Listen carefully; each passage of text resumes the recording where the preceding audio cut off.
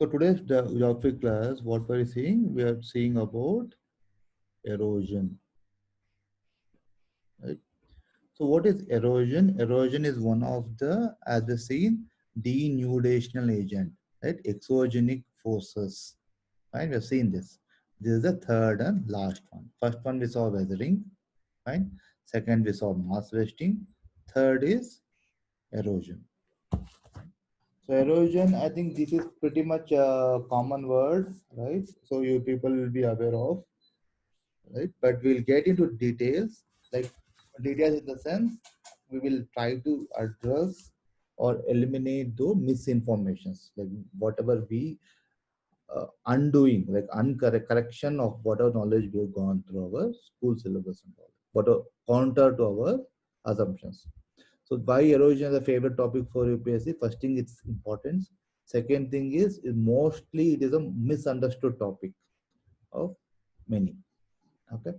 So let's see what kind of questions we come from erosion, right? Before, so that you people will be understand what's the importance of this topic to get a glimpse of it. Right? In prelims, I think in 2015, there was two questions in paper one. Okay. So first question was with respect to say KS. I'm talking about KS prelims paper one. We had first question on wave cut platform of coastal plains of Karnataka. Right. See again, the two ways of understanding this question. Right. So let's say options. Then I'll come to the this one. A is okay. It is due to volcanoes. I'll just cut short it, not the complete answer. Or erosion. Right. C deposition. D all. See, this the question will be in this format. The wave cut platforms of coastal plains of Karnataka are due to these four items. So for that, we need to know understanding of two things. One, we should know understand the basics, like whatever what is volcano, erosion, deposition, what kind of landforms they try to create, right? These are the agents we saw, right?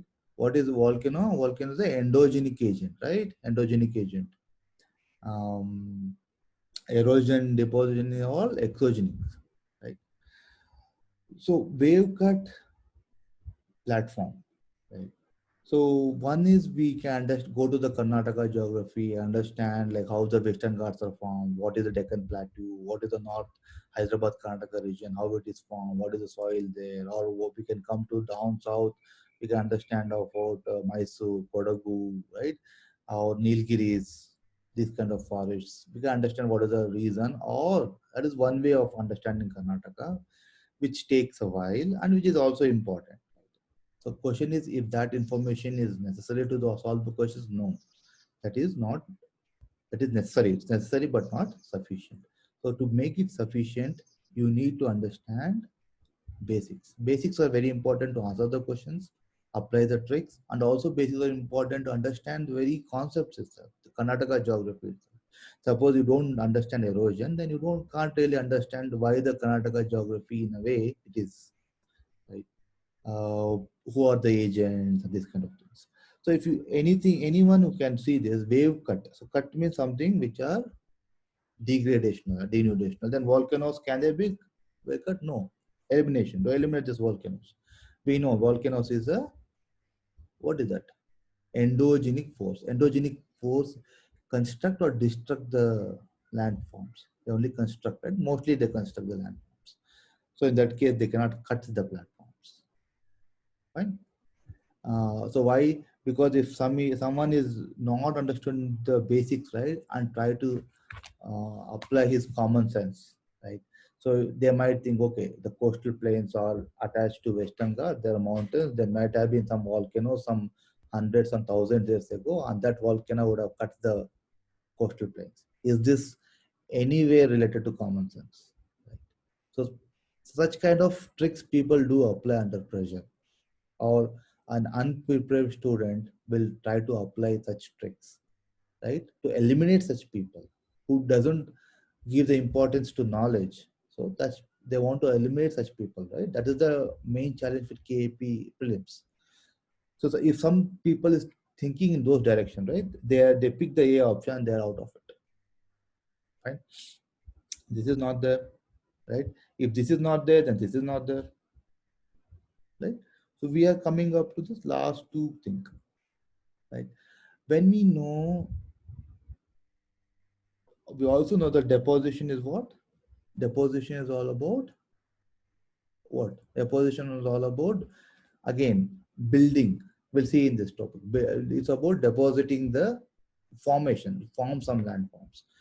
Something about wave cut. The platform is cut, right? That is, it should be erosion. So that's how you should know. And also, if you know something about Karnataka, that's what I wrote. Karnataka, Karnataka coastal plains. If you know something about coastal plains, unlike this Krishna and Godavari delta belts, right, or Kaveri delta belts in Tamil Nadu, we don't have big coastal plains or deltas in Karnataka coastal plains. Right? Meaning, because all the rivers, most of the rivers, big rivers flow towards the east. West flowing rivers are very few. Right? Maybe there's few Sharavati or something, maybe west flowing. That's it. So we cannot have depositional plains. We can only have wave cut. That is only erosion. Right? So this is the way we need to understand. We should apply the basics first. The basics are very, very crucial. And then using the basics, let's see, try to crack the question. Read the question thoroughly and try to see if we can apply the basics. Right? And this information, if you know about Karnataka coastal plains, if someone has studied few of the geography textbooks specific to Karnataka, then they might have given this information. Right? The Karnataka coastal plains are not depositional in nature. So these kind of intermixing you have to make it. Right? So all I'm trying to make sure to help you with is how to solve the questions using basics, give importance to basics, and also and it's good to know about Karnataka geography as well. Right? So don't overemphasize on learning Karnataka geography without understanding basics. That is what the single line I wanted to. So other day some student was asking about which is the textbook I can use for Karnataka geography. There are many textbooks, right? There are I forgot the name, but those textbooks are after basics. Okay, fine. We'll see one more question. So one more question was the same 2013. 2015, we had this question. It's about watershed development program is aimed for. Okay, so if you see watershed development program, it is overwhelming, right? So first of all, we need to know what is watershed means, right? It is a part of the basics you should know. And the moment any student see this program in the question, right, their mind will start thinking about, okay, start recollecting about government schemes, government programs, what are those names, etc. So even before going that advanced level of looking for information into your brains, try to read the options and try to see if you can apply the basics and can you derive the answer out of these basics. For example, watershed, yes, someone who doesn't understand watershed means skip this question. Right? Someone to understand to some extent watershed means proceed. Don't worry about this program. Okay, let's say watershed only. And then one, it controls, okay, soil erosion. Two, conserve water. Three, provide drinking water. Four, control floods. Fine. So just by understanding the basics, like what watershed means. Watershed nothing but horse shed. Horse shed is what? We where the horses stay. We may allow horses to stand there, stay there. Otherwise, horses will run away. Same like water will also run away unless we allow it to stay at some position.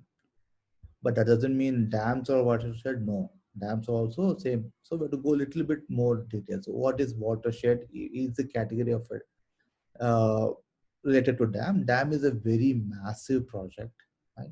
Imagine that at a very minuscule scale applied at a village level. At the village level, whatever the rainwater comes, we try to save it. Or whatever the river water comes, we have a check dams and we create a watersheds. We allow water to stay. So it doesn't mean watershed is a very minuscule scale. It doesn't do flood controlling. And watershed is on the ground. We are not about drinking water, right? It's about water. It's about conservation of water. Two is pakka, right? And then if one is applied to this or not, watershed is a main question. For that, basics are very, very important. If you don't understand what is soil erosion, then chances are that the options will be like this: A and B, right? B and C, right? A and C, none. So this is A, B, C, D. So conserve water is one thing. Those who superficially understand watershed. So B, they will see, okay, this option they'll eliminate, this will eliminate. They'll get trapped with these two. I have to pick this, I have to pick this. The people who pick does the right choices in these two choices, right? Right? These two choices, these are the people who clear the prelims. Right? For that, again, basics are important. So what happens? So either they might few people might be thinking of drinking water, so they'll connect this watershed. Okay, fine. This is how they trap, right? UPSC, and they will try to say, okay, people will definitely most will offer for B and C. That is how you try to select the 1% out of 100%, right? Then how else the KPSC can eliminate 99% of the people who have like who depend on only on like elaborate studies or who are ignorant of details of any subject. Fine. So soil erosion, we know running water. So if you know watershed, it's about running water. So running water, if you stop the running water, then automatically soil erosion will get reduced. So if soil erosion, and we know soil watershed is all about helping water to percolate down the to recharge groundwater. To recharge the groundwater, we need soil. So now we'll get into those basics, right? So it's not about drinking water; it's about soil erosion and conservation of water. This is the right choice. All right. So without taking much time, let's get into quickly the concept of erosion. Okay. So any questions? Any questions on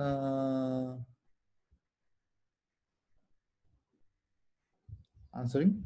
So any questions now regarding the prelims questions? Okay. Let's start with the third and the last denudation agent, erosion and deposition. So erosion and let's take comes together. Erosion and deposition. Fine. We all know whether materials are carried by someone and deposited in some other place. Right? Erosion is all about transportation, right? Acquisition and transportation. It's like our trucks. It's like our car. like buses acquire people and transport to some other place, right? Even trucks acquire goods and transport to some other place, right? It's both acquire and transport, acquire and transport. It's nothing like someone takes the rocks and put it into the river and then it will transport. No, erosion pulls the rock materials from the bed, right? We have weathered materials from the rock bed that is acquired and then they will transport. So here's a rock bed, right? Here we have a rock bed, nice rock bed, right? And then we have weather material, right? And then this is water going down the stream nicely, right? If you go to Hampi sometime in summer side, right, you will get to know this. By the way, which river flows in Hampi? Yeah, it's a question. Try to get answer for it. So it is the weather materials. It acquires, fine. It acquires and start pulling into and transports. Okay, acquires and transports. That is acquires and transport the rock debris. Fine. So this is erosion. Is all about. Okay, now we'll try to understand who are those agents. Fine.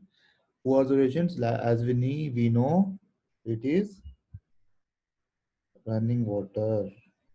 First one, that is like rivers, right? Next is glaciers, and next is what? Wind. Okay, and here it is waves. It is groundwater. Which of this agent caused that cut in our Karnataka coastal plains? This is waves, right? There's no other option. Waves, ocean, sea waves, Arabian seas. All right. So fine. So these are the three. These are the three here. Why I separated this line?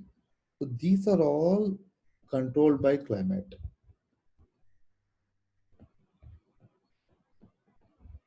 Climatic control, and these are not controlled by climate, right? Whatever the climate change happens, right? The erosion caused by these waves and groundwater doesn't have any impact. It does its job irrespective of what are the climate is, right? Climatic control. But these things, right? They are controlled by climate, fine. So climate, why climatic control? Because what is climate? You know, temperature and pressure. So based on temperature and variations, these agents are formed, right? What are these agents? So these agents are nothing but various states of water. Is there anything special about it? So wind has water vapor. The more the water vapor wind has, the more powerful it is as a erosional agent, right? Glaciers, again, solidified ice, running water, liquid water.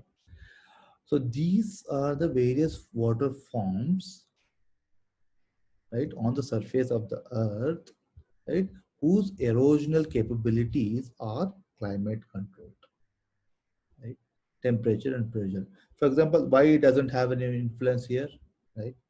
Waves, ocean waves, no matter how much it rains, no matter what the temperature, the waves does its job. It doesn't have any relevance with temperature and pressure. It's huge, massive water body, ocean and seas.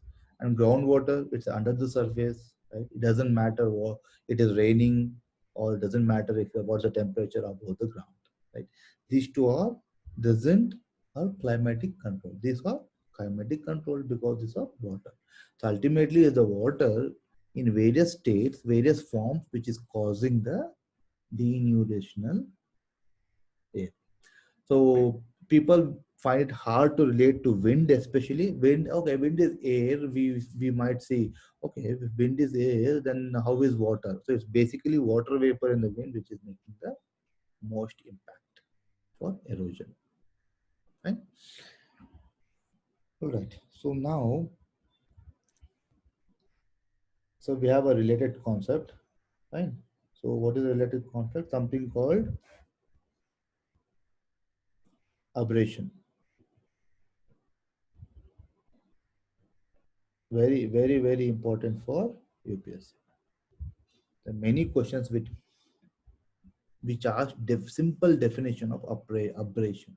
Aberration in this one. So, for example, aberration is nothing but, say, for example, is a river stream, right? Right?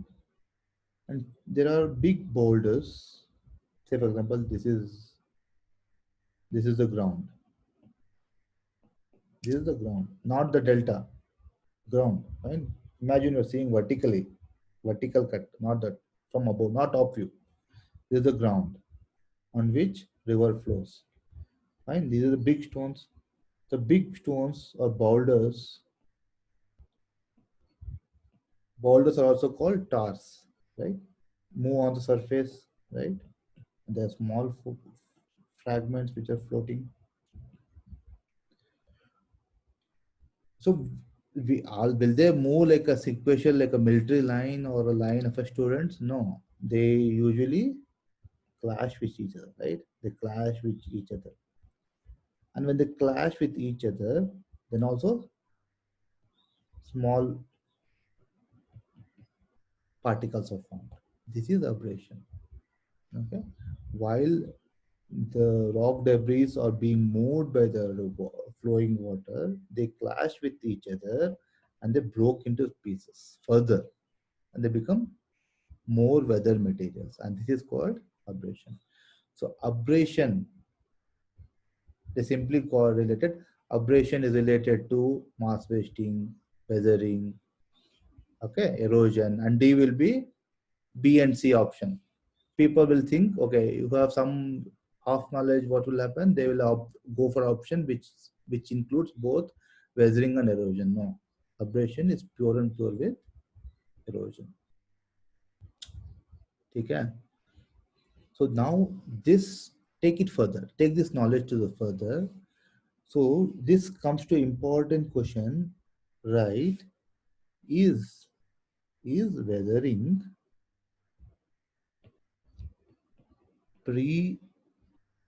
prerequisite for is weathering prerequisite for erosion? Is weathering prerequisite for erosion? Can anyone take a guess in the chat? Like yes or no? We know erosion requires acquisition and transportation. Means erosion cannot transport big mountains, right? The mountain should be broken to pieces. Then only erosion, like water, can transport those pieces, right? So with that understanding, yes, Namrat, correct. You're absolutely right. So Tilak, so yeah, weathering is not a prerequisite for erosion, but it has a major significant factor. Like it compared to mass wasting, right? So weathering has an influence in mass wasting and erosion, but it has more significant influence in erosion, but it is not a prerequisite for erosion, weathering. So we know erosion requires small pieces of rocks because it can transport it, right? But is the weathering only way in which the rock mountains can be powdered? No. Just now we saw abrasion. What happens with abrasion, right? Same way. Say for example, a running water is there, right? And you have seen many big boulders. This time it is top view. Okay. Look at a top view on the delta on the side, right? On the banks, river banks, we have mountains, we have rocks stuck, right? It's not moving. There are few pieces, weather materials, right, moving. And this is also struck and make it into the pieces. right? That means there's other ways in which rocks can be broken as well. That is abrasion. Abrasion breaks the rocks. And that also way that acquisition and transportation happens. So that means weathering is not a prerequisite. Of course, it has a major role to play in erosion, but still weathering is not a prerequisite. Fine. So that's the reason. Okay, let's come to the question. Which let's have one more question. Which denudational agent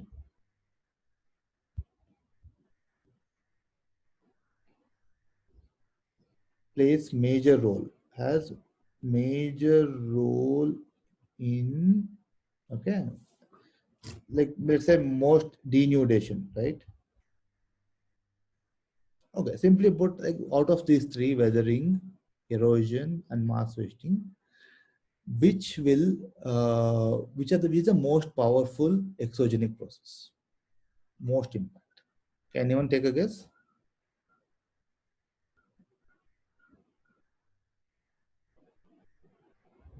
Is it weathering? Is it mass wasting? Is it erosion? Which is the most biggest constructive agent or deformation agent, right? So I'll tell. This is erosion. Erosion is the most powerful of these three. That's why erosion is very important in the formation of landform. Most important role in the formation of landform is erosion. Okay, we get, see, just imagine plains and Ganga plains, Brahmaputra plains, right? Is all due to erosion. The whole of half of Andhra Pradesh, right? A quarter of Tamil Nadu, right? A full state of UP, right? Half of Bihar, full of West Bengal. All this formed due to erosional activities only. The rivers, right? Desert, Thar Desert, erosion due to wind, right? Landslides and these kind of mass wasting, right? Where it happens, very few places. Somewhere in Himalayas, somewhere in Aravalis, somewhere in Nilgiris Western Ghats, pockets of places, right? Try to understand in that way. Fine. And weathering, we know it's mostly in situ, right? The rocks where are there, they break there, and this in situ is very, I mean, it's not so much rare as mass wasting, but yes, really lesser than erosion. Right? Okay, let's get into bit technical so that you people can relate things.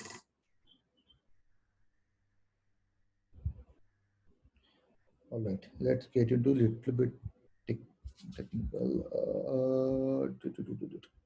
Let's take one more question, right? We saw which is the most powerful weathering agent with denudation is erosion.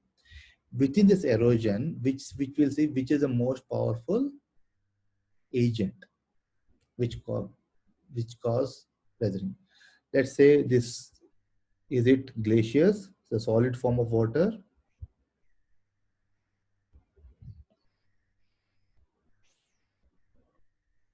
Is it glacier? Yes, correct. That one. Yes. So I will look into why it is glacier. So we have glacier, right? Running water, and what? Third is wind, right? So if a question of this form comes, usually if you have common understanding, then running water will be, we might see, because we have seen, we understand. It's always, even in our teaching, right, which I'm teaching you people, I'll take the running water example only, right? So because it's more easy to teach based on running water erosion, glacier is little hard to understand. But it doesn't mean running water is the most powerful element for in the erosional space, right? Wind, anyone can understand, it might not have significant impact. Question is why glacier, right? Let's say why glacier. Let's say why glacier is the most powerful erosional agent, right? For that, we need to go a little bit scientific, little bit technical. So we need to know what is the energy behind erosion. This is kinetic energy. For the interest of non-science background student, I'll tell kinetic energy is the energy derived due to motion. Right? Something called potential energy, right? Which is not derived due to motion. It has some static object which have energy with them. We just say here potential, we don't have to worry. Kinetic is when any object moves, it possesses energy, right?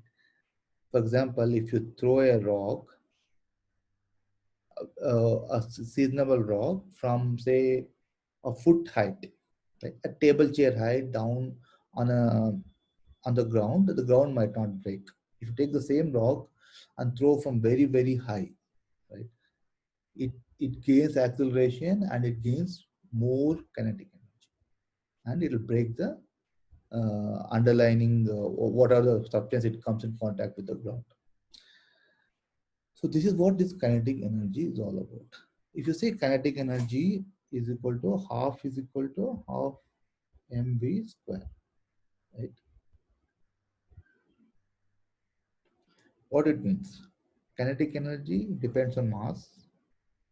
The kinetic energy depends on velocity, right?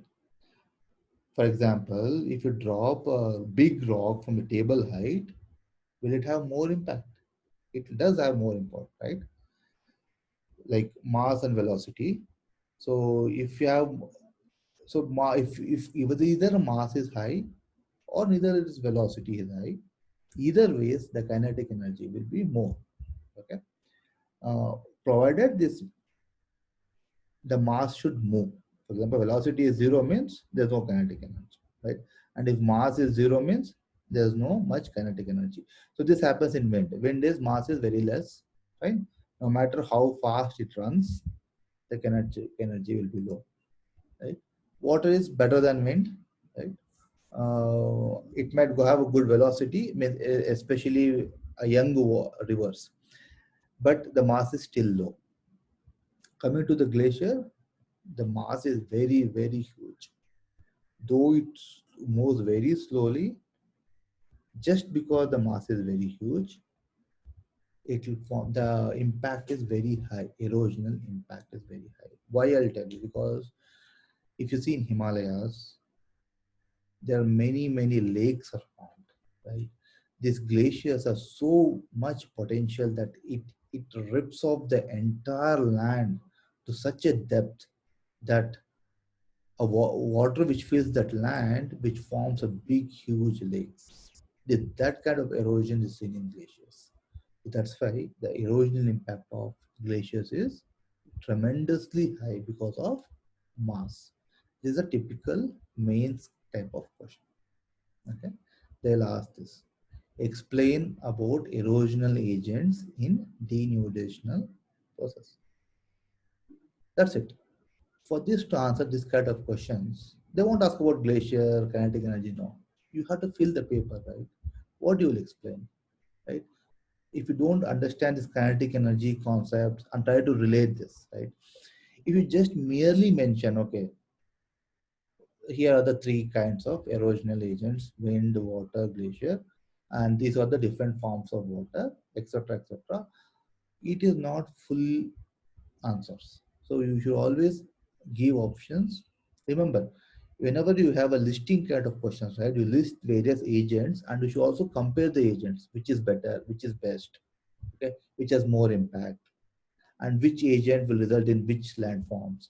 So all these points only if you put it to the answer, the answers become more beautiful and more worthy for more marks. Right? So having said that, any questions on this? Any questions on abrasion? Any questions on kinetic energy? Right? Any questions on anything like of the current topic? Have a chat.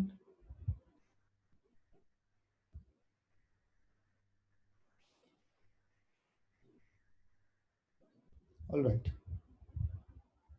Mm. Okay. In this context, right, let's talk about one important prelims type of question. So we spoke about three climatically controlled agents, So surface erosional agents, right? We didn't speak about the underground agents, right? Waves cut, we spoke about, right? In that, there was a question in prelims 2015. We spoke about wave cut coastal plains. That erosional agents is waves. So waves keep on hitting the coastal surface and then that erode all the rocks and they form beaches and take further rock particles along with them and take those rock particles further due to abrasion. They make it fine tune, more breakages will be there, sand will be formed and they deposit somewhere else. Okay, when they deposit somewhere else, that somewhere else place will become beaches, beautiful beaches. So these are all concepts are there. Fine. Now, question is, we didn't talk about groundwater. And groundwater as a erosional agent is a favorite topic in prelims. Other things are favorite topic in mains, conceptual wise. So, what is groundwater can be effective, okay? Only effective in terms of whenever the rocks, okay? So let's say groundwater, right? Talking about groundwater as a denudational agent which is not climate controlled. For example, we have, let's say this is a land. This is not the top view, the side view. Fine, this is a land.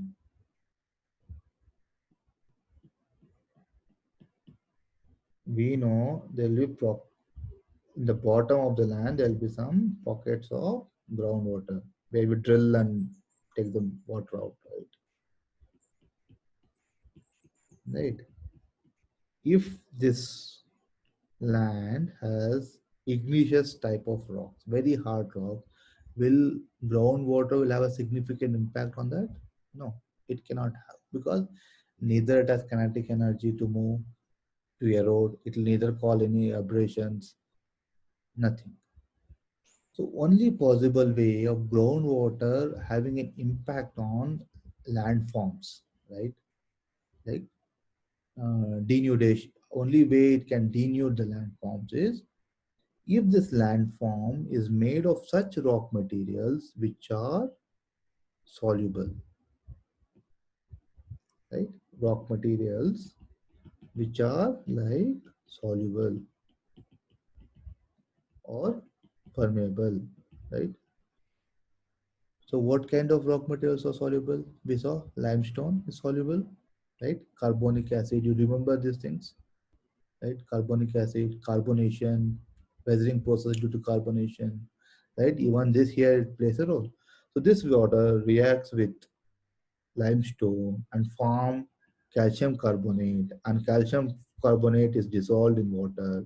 So when something is one of the minerals is removed from the limestone, what happens? A hollow is formed, right? A large hollow is formed here like this. We hollows is formed. Sometimes this hollow can go up to the surface and form some kind of shallow areas, or it can stay within, right? If someone builds heavy factories or homes here, what happens? They tend to collapse, and that causes man-made disasters, right? Without understanding what's here inside, if you construct such buildings, it will collapse. Or in these hollows, they're beautiful. You see the pictures, right? Limestone pictures and all. It's very beautiful, right? So this kind of landforms is called karst in North Europe, Southern Europe areas. These are the most typical in the countries like Denmark and all those things. These are the karst areas which are actually very uh, frequently visible, and they cause enormous disaster like 100 years ago. Now that due to technology, they understand what is the where is hollow and all. But earlier it was very dangerous. People were constructing houses were getting collapsed, right? Because of this. Right? So this has come in 2017 prelims. We will come back to this kind of landforms in our next chapter, right? That is the final thing. Just I mentioned you because I want to give example of groundwater. Right?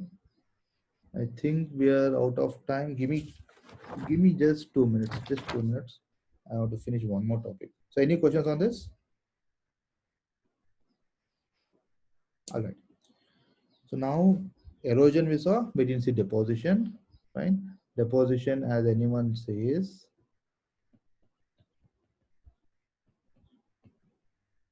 we know when the kinetic energy is high, the water can carry debris, right? Because of energy. What if energy goes low? The carrying capacity of the water reduces. When the carrying capacity of water reduces, it naturally has to deposit those load somewhere, right? For example, if you say in Himalayas, right? Sorry for my map, just I'm making India, right? In Himalayas, when Ganga, Yamuna are in a very young stage, they have huge kinetic energy because they're falling from the cliff, mountains. And I went to come to plains, right? Because of the gradients are low, the water will get, what happens? The water will slow down. It loses gradually its kinetic energy. Finally, when it comes to West Bengal and Bangladesh, right, the kinetic energy is so slow that these deposits, these boulders, rock boulders which are gone from above, right, which carried. And here in the middle part, it can carry because these boulders, due to thanks to abrasion, it have become much smaller particles. And hence the kinetic energy can carry these smaller particles. And finally, when come to this, smaller particles are deposited on the delta, right? So this is called depositional. They call coastal deposit. Now question is is deposition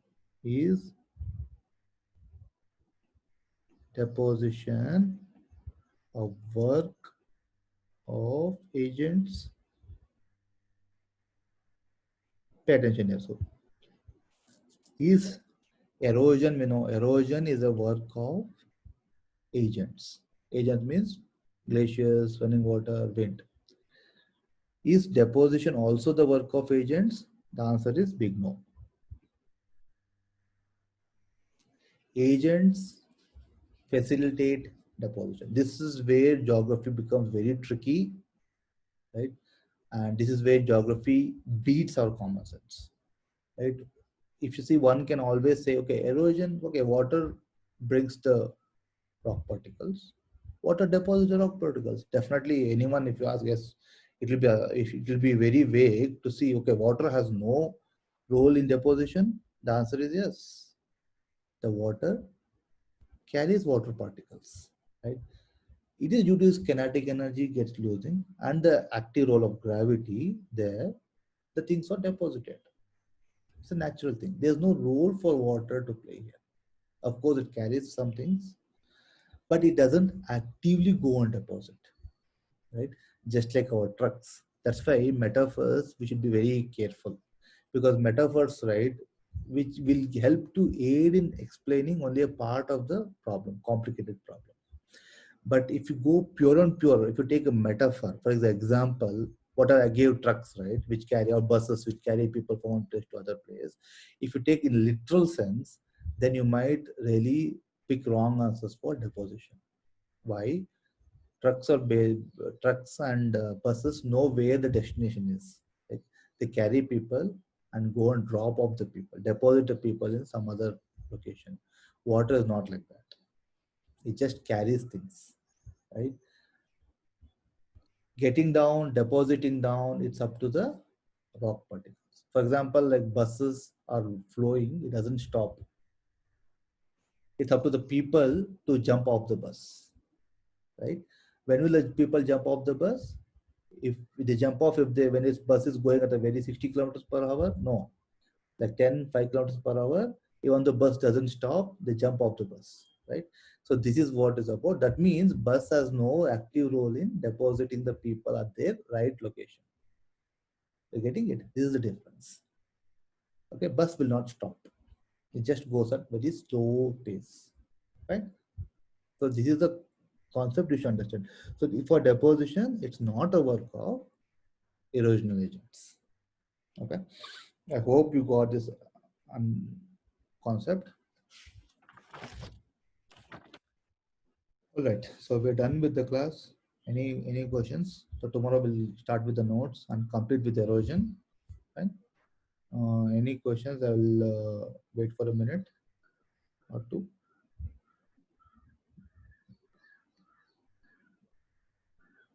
Yeah. Thanks.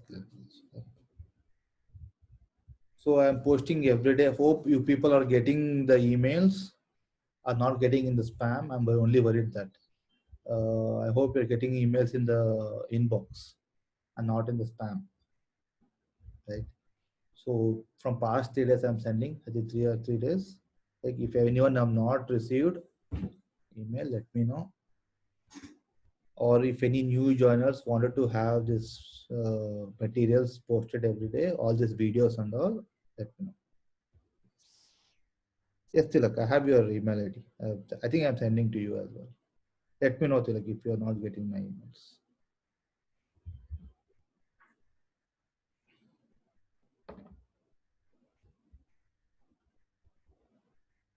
Okay, Yashwant. Yashwant, you said, yeah, if possible, share your email ID. I will send the previous recordings of all the classes. Whenever if you have time, you can refer to that.